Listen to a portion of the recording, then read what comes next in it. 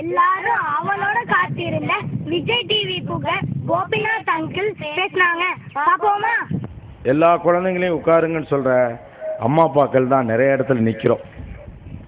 அடுத்தவருக்கு புத்திமதி சொல்லக்கூடிய இடத்துல இருக்கிற நாம் தான் முதலில் எல்லா தவறுகளையும் செய்கிறோம்.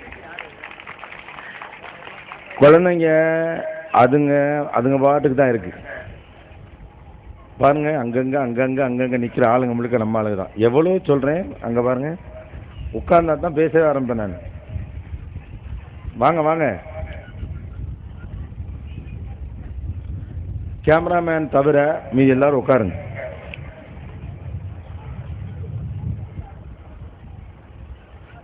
இங்க இருக்கவங்களும் கூட போயிருங்க. இப்ப எல்லாருக்கும் என்ன தெரியுதா? ரொம்ப நேரமா உங்களை எனக்கு தெரியல, அதனாலதான் வந்தவொடனே இந்த லைட் அங்கிட்டு திருப்புங்க அப்படின்னு. மறுபடியும் எல்லோருக்கும் வணக்கம். உண்மையிலேயே மயில் ஆடும் துறையில் இவ்வளவு பெரிய ஒரு பள்ளிக்கூடத்தை நான் எதிர்பார்க்கவில்லை. எல்லாரும் அவளோட காத்திருந்த விஜய் டிவி புகழ் கோபிநாத் அங்கிள் பேசினாங்க. பாப்போமா? எல்லா குழந்தைங்களையும் உட்காருங்கன்னு சொல்ற அம்மா அப்பாக்கள் தான் நிறைய இடத்துல நிற்கிறோம். அடுத்தவருக்கு புத்திமதி சொல்லக்கூடிய இடத்துல இருக்கிற நாம் தான் முதலில் எல்லா தவறுகளையும் செய்கிறோம். குழந்தைங்க அதுங்க பாட்டுக்கு தான் இருக்கு. பாருங்க, அங்கங்க நிற்கிற ஆளுங்க முழுக்க நம்ம ஆளுங்க தான். எவ்வளோ சொல்றேன், அங்க பாருங்க, உட்கார்ந்தா தான் பேசவே ஆரம்பிப்பேன் நான். வாங்க வாங்க, கேமராமேன் தவிர மீதி எல்லாரும் உட்காருங்க.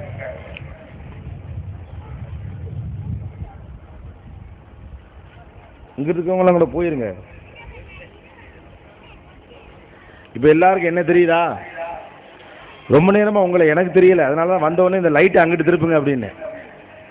மறுபடியும் எல்லோருக்கும் வணக்கம். உண்மையிலேயே மயில் ஆடும் துறையில் இவ்வளவு பெரிய ஒரு பள்ளிக்கூடத்தை நான் எதிர்பார்க்கவில்லை. இந்த இடங்களோடு எனக்கு பல வகையில் தொடர்பு உண்டு.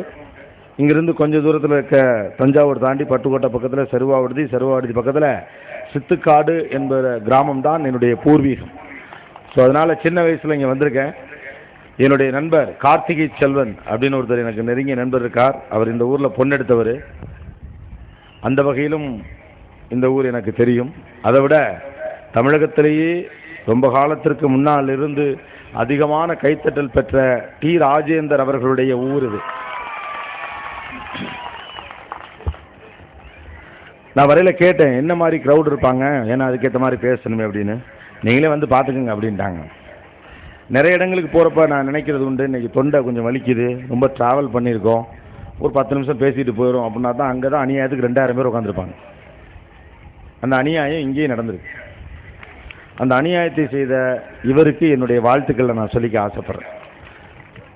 So nice to see you people. நீ சப்ஜெக்டே ஆரம்பிக்க மாட்டியா, பேசிகிட்டே இருக்கிய அப்படிங்கிறீங்களா?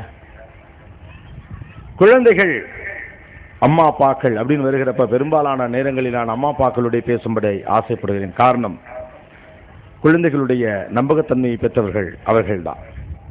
ஒரு எஜுகேஷன் என்பது இந்தியாவில் இன்றைக்கு மிகப்பெரிய பிரச்சனையாக தொடர்ந்து மாறிக்கொண்டிருப்பதற்கான காரணம் என்பது கல்வி குறித்தான நம்முடைய பார்வை, அதாவது பெரியவர்களின் பார்வை பெரிய அளவுக்கு மாறி இருக்கிறது அப்படிங்கிறது தான். எஜுகேஷனை தவிர இந்த உலகத்தில் ஒன்றுமே இல்லைன்னு தொடர்ந்து பயமுறுத்தப்படுவதன் காரணத்தினால, இந்த உலகம் போட்டிகள் நிறைந்தது என்று தொடர்ந்து வலியுறுத்தப்படுவதன் காரணத்தால் எல்லாருடைய மனதுக்குள்ளும் ஒரு பயம் தொற்றி இருக்கிறது. எஜுகேஷன் என்பது அனுபவித்து ரசிக்க வேண்டிய ஒரு விஷயம். ஆனால் அது குழந்தைகளுடைய தலையில் சுமையாக இறக்கி வைக்கப்படுகிறது. கல்யாணம் பண்ணிக்கிற மாதிரி, பண்ணாலும் பிரச்சனை, பண்ணாட்டியும் பிரச்சனை. போட்டிகள் நிறைந்த உலகம். சமீபத்தில் காயின் பண்ணப்பட்டிருக்கக்கூடிய ஒரு வார்த்தை, the recent popular terminology in India is it is a competitive world. போட்டிகள் நிறைந்த உலகம். இந்த வார்த்தைக்குள் சிக்கிக்கொண்டு, இந்த கார்ப்பரேட் வார்த்தைக்குள் சிக்கிக்கொண்டு நம்முடைய பெற்றோர்கள் பள்ளிக்கூடங்களை படுத்துகிற பாடு, தனியாக ரூம் போட்டு அழுவலாம், அவ்வளோ பாடு. என்னெல்லாம் பண்ணுவீங்க? ஹெட்மாஸ்டர் குட்டிக்கரணம்லாம் அடித்து காட்டணும். ஓ, அப்போ தான் நல்ல ஸ்கூல் போல் இருக்கு. பாடத்தை தவிர மற்றது சொல்லிக் கொடுக்கலான்னு பள்ளிக்கூடம் ஆசைப்பட்டாலும் மார்க் எடுப்பதற்கு மட்டும்தான் இந்த பிள்ளையை நான் பெற்றிருக்கிறேன்னு கோயிலில் கற்பூரத்தை அணைச்சி சத்தியம் பண்ணிவிட்டு பள்ளிக்கூடத்தில் சேர்த்தா பிள்ளை என்னதான் பண்ணும்? This is not a competitive world. இந்த உலகம் போட்டிகள் நிறைந்த உலகம் அல்ல, சவால்கள் நிறைந்த உலகம். தயவு செய்து குழந்தைகள் மனதில் இது போட்டிகள் நிறைந்த உலகம், போட்டிகள் நிறைந்த உலகம், போட்டிகள் நிறைந்த உலகம்னு வாழும் சூழ்நிலையை பதற்றத்துக்கான ஒரு சூழ்நிலையாக மாற்றாதீர்கள். வாழ்விடம் என்பது சுதந்திரமான, சுவாசிக்கிற சந்தோஷமான விஷயமாக இருக்க வேண்டும். ஜீவிதம் மனோகரமானது. இந்த உலகமும் வாழ்க்கையும் ரொம்ப அழகானது. ஒருவன் வாழ்க்கையை அப்படிதான் பார்க்கணும். எப்படி மயிலாடுதுறை மயிலாடுதுறை மயிலாடுதுறைன்னு ஊரோட அர்த்தமே தெரியாமல் எல்லாரும் மயிலாடுதுறையை சொல்றோமோ, மயில் ஆடும் துறை என்ன அழகா பேர் வச்சிருக்கான்னு வரையில யோசிச்சேனா? நம்ம ஒரு நாள் யோசிச்சிருக்க மாட்டோம், டைம் இல்லை. இங்க இருக்கவங்கள எவ்வளவு பேர் அதை மயில் ஆடும் துறைன்னு பிரிச்சு யோசிச்சு பார்த்துருப்பீங்க. மாயரம், மாயவரமும் கிடையாது. இப்ப மாயரம் காதுல விழுந்தா புரிஞ்சா போதும். போட்டிகள் நிறைந்த இந்த உலகத்திற்குள் என்னுடைய பிள்ளையும் மிக வேகமாக வளர்ந்து விட வேண்டும் என்கிற கனவு பெற்றோர்களின் கழுத்தை நெரிக்கிறது. அது பிள்ளைகளின் மூளைக்குள் விரலை விட்டு குடைய சொல்லுகிறார். ஒரே குழந்தையை எல்லா அவஸ்தையும் செய்துவிட வேண்டும் என்ற பதைவதைப்போடும் பதற்றத்தோடும் அப்பா அம்மாக்கள் ஒவ்வொரு நாளும் நெஞ்சை பிசைந்து கொண்டு தெரிகிறார்கள். இது இந்தியா முழுக்க என்று நடந்து கொண்டிருக்கக்கூடிய மிகப்பெரிய பிரச்சனை. அமெரிக்க அதிபர் ஒபாமா சில மாதங்களுக்கு முன்னால் ஒரு தகவலை வெளியிட்டார். அமெரிக்க அதிபர் ஒபாமாக்கு இவ்வளவு கைத்தட்டு, நம்ம நாட்டில் தான் பிரச்சனையே. பிரதமர் மன்மோகன் சிங்னா இவ்வளவு கைத்தட்டு இருக்காது. ஏன்னா வெள்ளக்காரன் தான் பெரியார். யோசிச்சு பாருங்க, நான் வர்றதுக்கு இவ்வளவு பேர் கைத்தட்டினீங்களே, உங்க சொந்த பிள்ளைங்க பிரைஸ் வாங்குச்சு, ஒருத்தர் கூட கைத்தட்டல. உண்மையாக சொல்றேன், மனசுக்கு சங்கடமா இருந்துச்சு. சந்திரன் செட்டியார் பித்த பிள்ளைக்கு இவ்வளவு கைத்தட்டு, உங்க சொந்த பிள்ளைகளுக்கு நீங்க கைத்தட்ட மாட்டேங்கிறீங்க. ஏன்னா ஏன் பிள்ளைக்கு நான் கைத்தட்ட மாட்டேன். பாராட்டுதல் என்பதுதான் ஒரு தாயும் தந்தையும் முதலில் குழந்தைக்கு கொடுக்கக்கூடிய நம்பிக்கை. ஓகே, ஒபாமாலேருந்து வருவோம். அமெரிக்க அதிபர் ஒபாமா உலகத்துடைய மிகப்பெரிய வல்லரசு சக்தி என்று தன்னைத்தானே அறிவித்துக் கொண்டிருக்கக்கூடிய அமெரிக்காவின் ஜனாதிபதியாக இருக்கக்கூடிய Obama has said recently that we have to learn primary education from India. ஆரம்ப கல்வியை இந்தியாவிலிருந்து கற்றுக்கொள்ள வேண்டும் என்று அமெரிக்கா ஆசைப்பட ஆரம்பித்திருக்கிறது. காரணம், இந்தியாவில் அந்த கல்வி சூழல் மிக அழகாக இருக்கிறது. வெறும் பாடத்திட்டத்தை தாண்டிய, வகுப்புகளை தாண்டிய ஒரு முழுமையான, விவேகானந்தர் சொல்வதை போன்ற பரிபூரணமான ஒரு கல்வியை கொடுக்க வேண்டும் என்ற ஆசையோடு கல்விக்கூடங்கள் தொடங்கப்படுகின்றன. ஒரு ஸ்ட்ரைட்டா ஒரு ஸ்டேட்மெண்ட்டே அவர் சொன்னார். இந்த பள்ளிக்கூடத்தை நாங்கள் பணத்துக்காக, இப்படி ஒரு சேர்மன் நான் பேசி நான் கேட்டதே கிடையாது. பணத்துக்காக நாங்கள் ஸ்கூல் ஆரம்பிக்கல எல்லாருமே சொல்லுவாங்க, அது ஒரு ஸ்டாண்டர்ட் ஸ்டேட்மெண்ட். அவர் சொன்னார், நானும் சரி மற்ற டைரக்டரும் சரி பணம் சம்பாதிச்சு நல்லா இருக்கோம், எங்ககிட்ட பணம் காசுலாம் இருக்கு, அதனால இதுலேருந்து எங்களுக்கு பணம் வர வேண்டிய அவசியம் இல்லைன்னு ஒரு ஓப்பன் ஸ்டேட்மெண்ட்டோட ஆரம்பிச்சார். ஆனா நாம எல்லாரும் படிக்க வைக்கிறது அந்த பணத்துக்கு தான். நாம் எல்லோரும் படிக்க வைப்பது அந்த பணத்துக்கு தான். அந்த பதட்டம் தான் அந்த குழந்தைகள் அவ்வளவு காயப்படுத்துது. கழுத்தை நெரிக்க சொல்லுகிறது, கையை ஒடிக்க சொல்லுகிறது, இதைத்தான் செய்ய வேண்டும் என்று சொல்லுகிறார். இந்த பிள்ளை என் மூலமாக பிறந்தது என்ற ஒரே காரணத்தினால் அது நான் சொல்வதையெல்லாம் கேட்க வேண்டும் என்ற ஒரு மனோநிலை நம்முடைய அப்பா அம்மாக்களின் மனதில் ஆழமாக பதிந்திருக்கிறார். எதிர்த்த வீட்டு சுரேஷ், பக்கத்து வீட்டு ரமேஷ், அடுத்த வீட்டு வனஜா, என் கொழுந்தியா வீட்டு புள்ள இதெல்லாம் நல்லா படிக்கல, என் பிள்ளையும் படிக்காமல் போச்சுன்னா, புள்ள நல்லா படிக்குதோ பல்லலையோ, ஈத்த விட்டு போய் மக்கா இருந்தால் நம்ம போய் பொழைச்சான். அவன் நல்லா படித்தான், இவன் செத்தான். படிக்கிறது இவன் நல்லா படிக்கணுங்கிறதுக்காக படிக்கிறது கிடையாது. குழந்தை ஒரு ஸ்டேட்டஸ் சிம்பிளாக மாறி இருக்கிறான். ஒரு ஸ்மார்ட் போன் வச்சுக்கிற மாதிரி, 42 இன்ச்சு டிவி வச்சுக்கிற மாதிரி, வீட்டில் நீளமான ஒரு BMW கார் வச்சுக்கிற மாதிரி, 4-5 கொழுந்தியா வச்சுக்கிற மாதிரி ஒரு ஸ்டேட்டஸ் சிம்பிளாக மாறி போச்சு. என்னுடைய பந்தய குதிரையாக என்னுடைய குழந்தையை நான் பயன்படுத்த பார்க்கிறேன். நான் உங்கள் மீது குற்றம் சுமத்துவதற்காக இந்த வார்த்தையை சொல்லவில்லை. எந்த தேசம் டிரான்ஸ்ஃபர்மேஷன் பீரியட்ல இருக்கோ, ஒரு கட்டத்திலிருந்து அடுத்த கட்டத்தை நோக்கி நகருகிறதோ, அந்த தேசங்கள் இந்த பிரச்சனையை தொடர்ந்து சந்தித்தே ஆகும். தன்னுடைய மன உணர்வு, ஆசை அத்தனையும் தன்னுடைய குழந்தைகளின் தலையில் திணிக்க பார்ப்பது ஒரு பெற்றோரின் குற்றம் அல்ல, ஒரு பதற்றமான சூழல் மட்டுமே. காரணம், இது போட்டிகள் நிறைந்த உலகம் என்று உங்களுக்கு நம்ப வைக்கப்பட்டிருக்கிறது. இது போட்டிகள் நிறைந்த உலகம் அல்ல, சவால்கள் நிறைந்த உலகம். சவால்கள் நிறைந்த உலகத்தில் வாழுவது சந்தோஷமானது, போட்டிகள் நிறைந்த உலகத்தில் வாழுவது துயரமானது. காரணம், சவால்கள் நிறைந்த உலகத்தில் நான் ஜெயிப்பதற்காக நான் போராடுகிறேன், போட்டிகள் நிறைந்த உலகத்தில் நான் இன்னொருவனை தோற்கடிப்பதற்காக போராடுகிறேன். அடுத்தவனை தோற்கடிப்பதற்காக நான் ஜெயிக்க முயற்சித்தா எனக்கு வலி, நான் ஜெயிக்கணும்னு நான் ஆசைப்பட்டா அது எனக்கு சந்தோஷம். நம்ம பிள்ளைகளுக்கு நாம சொல்லித்தர வேண்டியது அதுதான். நீ ஒன்னத்துக்கு சரிப்பட மாட்டான், இவன் எதுக்குடா சரிப்பட்டு வரமாட்டான் அப்படின்னு கேட்கிற மாதிரி, ஒரு சிறு விஷயம் செய்தாலும் நீ எதற்கும் லாய்க்கில்லை, உன்னால் இது முடியாது, இதை நீ செய்வதற்கு தகுதியானவன் அல்ல அல்லது தகுதியானவள் அல்ல என்கிற வார்த்தைகளை தயவு செய்து குழந்தைகள் மீது தொடர்ந்து சொல்லவே சொல்லாதீர்கள். போட்டிகள் நிறைஞ்ச இந்த உலகத்தில் நீ என்னதான் பண்ண போறியோ, நீ எப்படி தான் பிழைக்க போறியோன்னு தயவு செஞ்சு உங்கள் அப்பா அவங்கள திட்டின ஒரே காரணத்துக்காக அதே டயலாக்கை பரம்பரையாக நாங்கள் சொல்லுவோம் அப்படின்னு நினச்சிக்கிட்டு பிள்ளைகள்கிட்ட சொல்லாதீங்க. காரணம், ஒரு குழந்தைக்கு வீடு என்பதுதான் முதல் பள்ளிக்கூடம். நம்பகத்தன்மையை உருவாக்கி தரக்கூடிய அந்த முதல் பள்ளிக்கூடமாக இருக்கக்கூடிய வீடுகளில் வாழுகிற அம்மாவும் அப்பாவும் அல்லது இன்ன பிற பெரியவர்களும் அந்த வீட்டுக்குள் குழந்தைக்கு ஒரு நம்பகமான சூழலை உருவாக்கி தர வேண்டும். எந்த சூழலிலும் என்னை பாதுகாத்துக் கொள்வதற்கும் என்னை மேம்படுத்திக் கொள்வதற்குமான முக்கியமான இடமாக என்னுடைய வீடு இருக்கிறது என்ற மன உணர்வை எந்த வீடு தரவில்லையோ அந்த வீடு ஒரு குழந்தைக்கு நரகம். ஒரு குழந்தை தன்னுடைய தாயையும் தந்தையும் தான் அதீதமாக நம்பும். அதனாலதான் உலகத்துல எல்லா பிரச்சனையுமே 60 வயசில் இவருக்கு ஆக போது, அம்மாவுக்கு 84 வயசு, கட்டாயமா செத்து போயிரும்னு தெரியும், ஆஸ்பத்திரியில் கிடக்கு, எப்ப சாவமோன்னு சொல்லுவார் நண்பர்கிட்ட. செத்தா தனியா போய் ஊருக்கு தெரியாம அழுதுட்டு திரும்ப வருவார். காரணம், கடைசி வரை அவர் தன்னுடைய தாயை மனதார நம்பிய ஒரு மனிதனாகவே வாழ்ந்திருக்கிறார். ஒரு குழந்தை தன்னுடைய வீட்டையும் தன்னுடைய தாயும் தந்தையும் கடைசி வரை நம்பும். அந்த வீடு நம்பகத்திற்குரிய இடமாக குழந்தைக்கு இருக்க வேண்டும். தான் முழுக்க முழுக்க நம்பக்கூடிய இடத்திலிருந்து நம்பகத்தன்மையற்ற வார்த்தை வருகிற போது ஒரு குழந்தையுடைய மனதும் மூளையும் உடைந்து விடுகிறார். ஒரு குழந்தை உங்கள் மீது எவ்வளவு நம்பகத்தன்மையோடு இருக்கும் என்பதற்கான உதாரணம் அடிக்கடி வீட்டில் நடக்கிற விஷயம். நீங்கள் ஓங்கி அடித்தவுடன் அழுது கொண்டு அடித்த உங்களையே திரும்ப ஓடி வந்து கட்டிக்கொள்ளும் அந்த குழந்தை. எழுத்து விட்டு பிள்ளையை கூப்பிட்டு ஓங்கி ஒரு அறை விட்டு பாருங்க, பலாறு உங்களை அரைஞ்சுவிட்டு அவங்க மாட்ட ஓடி போயிரு.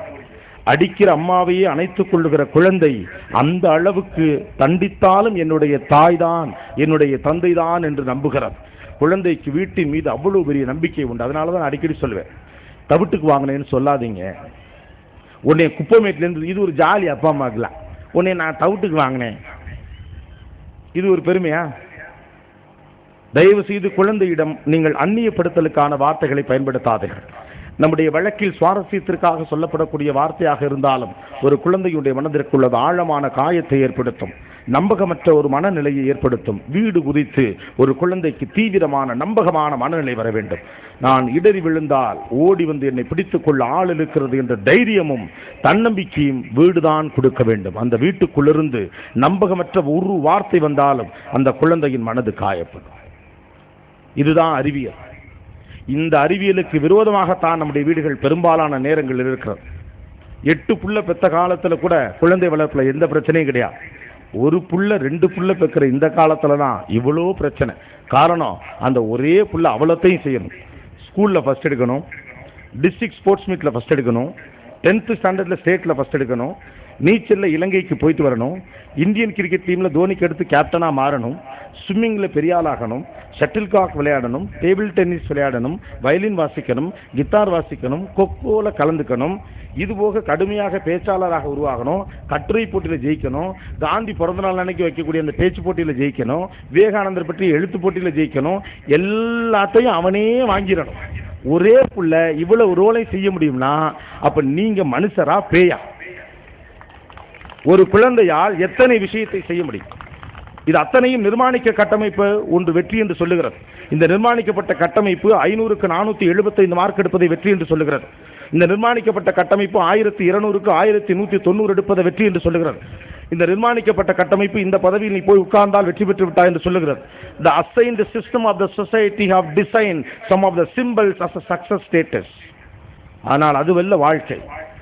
ஒரு குழந்தை அதையும் தாண்டி யோசிக்கும்.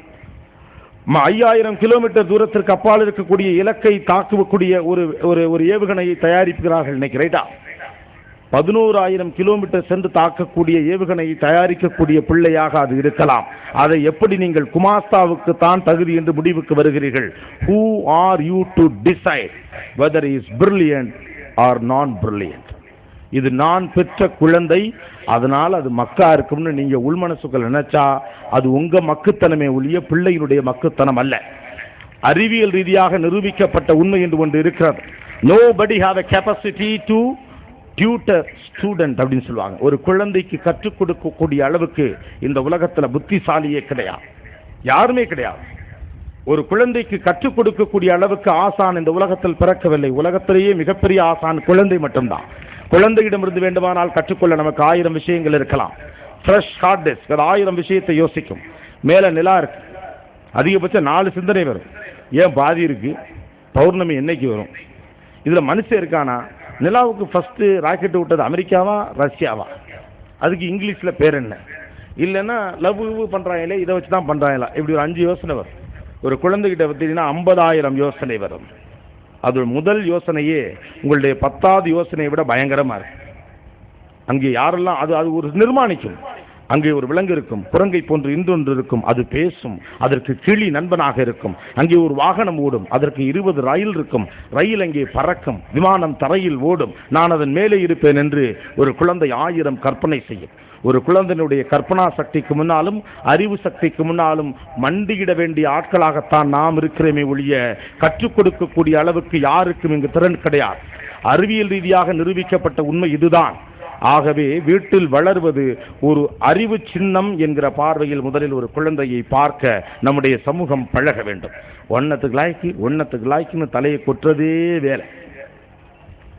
பிள்ளைகளை திட்டாதிய அப்படின்னு நான் சொல்றதுக்காக வரல, பிள்ளைகளை புரிஞ்சுக்கங்க அப்படின்னு சொல்றதுக்கு ஒன்று வேணும். என்னுடைய பேச்சு சில பேர் ஹர்ட் பண்ற மாதிரி இருக்கலாம், மனசை சஞ்சலப்படுத்துவது போல தோணலாம். தம்பி இதெல்லாம் பேச்சுக்கு நல்லா இருக்கும், நடைமுறைக்கு சாத்தியம் இல்லை, அந்த ரிஸ்கை நான் எடுக்க தயார் இல்லைன்னு தோணலாம். இந்த 2000 பேர்ல 2 பேருக்காவது நான் சொல்றது புரிஞ்சிருச்சுன்னா எனக்கு போதும், அவ்வளவுதான். உலகத்துல ஒருத்தனும் 2 பேரோ தான் மாறுவான். ஒரே ஒரு பெரியார் வந்து தான் திராவிடத்தை திருப்பி போறார். ஸோ நீங்க வருத்தப்படுவீங்க, சங்கடப்படுவீங்க, அப்புறமா தனியா ரூம் போட்டு அழுவீங்கிறதுக்காக நான் பேசாமலாம் இருக்க முடியாது. நீங்கள் என்னை உங்கள் வீட்டு பிள்ளையாக ஏற்றுக்கொண்டு எனக்கு நீங்கள் கொடுத்த இடம் இது. இங்கிருந்து நான் உண்மைதான் பேச வேண்டும், உங்களை புகழ்ந்து பேச வேண்டும் என்ற அவசியம் இல்லை. என்னுடைய தடித்த வார்த்தைகளுக்கு பின்னால் என் சமூகத்தின் மீதும் என் மக்கள் மீதும் எனக்கு இருக்கக்கூடிய நம்பிக்கையைத்தான் நான் வெளிப்படுத்துகிறேன். ஏன்னா யாராவது ஒருத்தர் சொல்லணும்ல, உங்களை போல பெற்றோர்கள் உண்டா, இந்திய பெற்றோர்கள் எப்படி தெரியுமா அப்படின்னு அழுதுட்டு எனக்கும் போக தெரியும். ஆனால் அறிவியல் என்று ஒன்று இருக்கிறோம். காலம் மாறி இருக்கக்கூடிய இந்த சூழ்நிலையில் அறிவை பெறுவதற்கான வழிவகைகள் அதிகரித்திருக்கக்கூடிய இந்த காலத்தில் ஒரு குழந்தையை அறிவின் சின்னமாக பார்க்கக்கூடிய மனநிலை நமக்கு வேண்டும். ஒரு குழந்தையினுடைய ஒவ்வொரு செயல்பாட்டுக்கு பின்னாலும் ஒவ்வொரு யுக்தி இருக்கும். நீங்க குழந்தைகளை தொடர்ந்து கவனிக்கிற போது அது தெரியும். ஆனா நாம் என்ன நினைச்சிருக்கோம், டிஃபைன்டு பிரின்சிபலுக்கு கீழே வரக்கூடிய குழந்தை தான் மிகச்சரியான குழந்தை. அது எதையெல்லாம் தவறு என்று சொல்லுகிறோமோ அது அத்தனையும் சரி. ஒரு குழந்தை மண்ணை திங்கக்கூடாது, அப்படித்தானே? ஒரு பெஸ்ட் குழந்தை நம்ம வச்சிருக்கோம், சின்ன வயசுலேயே சொன்னதை கேட்கணும், எந்த குறும்பும் பண்ணக்கூடாது. அதுவும் குறிப்பா எதிர் வீட்டுக்காரங்க இருக்கப்ப ரொம்ப வெல்பிஹேவ்டா நடந்துக்கும். அப்ப சுச்சாலாம் போயிடக்கூடாது, ஏன்னா நாம போறதே இல்லைல்ல. அப்புறம் இன்னொரு முக்கியமான விஷயம், சின்ன வயசுல மண் அள்ளி தின்றக்கூடாது, அதுக்கப்புறம் சாக்பீஸ் எடுத்து தின்றக்கூடாது. கீழே கிடக்கிற பொருளை எடுத்தாந்து உங்க கையில பத்திரமா கொடுக்கணும். நீங்க அடுப்படியில் என்னாலும் சரிதான், உங்கள்கிட்ட சொல்லாம வீட்டு வாசலை தாண்டி வெளியே போகக்கூடாது, உங்களுக்கு பிடிக்காதவங்களோட பழகக்கூடாது, வாத்தியார் சொல்றதை அப்படியே கேட்கணும், அட்டகாசமா படிக்கணும், மனப்பாடம் பண்ணி அப்படியே மடமடன்னு ஒப்பிக்கணும். இது எல்லாத்தையும் கரெக்டா ஒரு புள்ள 11 வயசுல செஞ்சுச்சுன்னா 12 வயசுல அது ஒண்ணு ஊரை விட்டு ஓடி போயிடும், எல்லாத்தையும் உங்களை போட்டல். Mistakes are the characters of the kids. எந்த குறைந்தபட்ச தவறும் செய்யாமல் ஒரு குழந்தை வளருகிறது என்றால் அந்த குழந்தையை நீங்க டாக்டர் கிட்ட காட்டணும். அப்படித்தான் வளரணும் அப்படின்னு கண்டிக்கிற அப்பா அம்மாவையும் டாக்டர் கிட்ட காட்டணும். A kid is a kid.